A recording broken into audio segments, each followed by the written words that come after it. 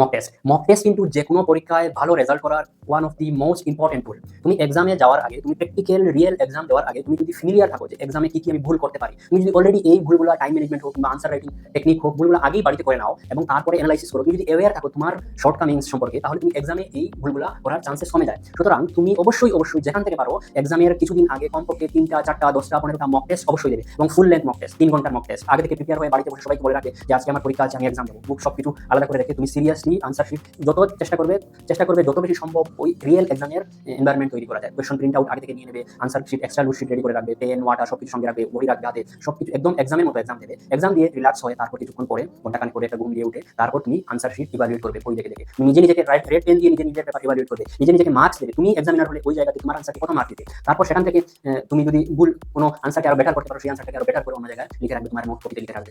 এক্ষেত্রে তোমার অনেক এক্সপিরিয়েন্স হয়ে যাবে এক্সামের, সেই সঙ্গে সঙ্গে এক্সামিনারের পার্সপেক্টিভ সম্পর্কে তোমার এক্সপিরিয়েন্স হয়ে যাবে। এটা তোমাকে এক্সামে লিখতে অনেক বেশি সাহায্য করবে।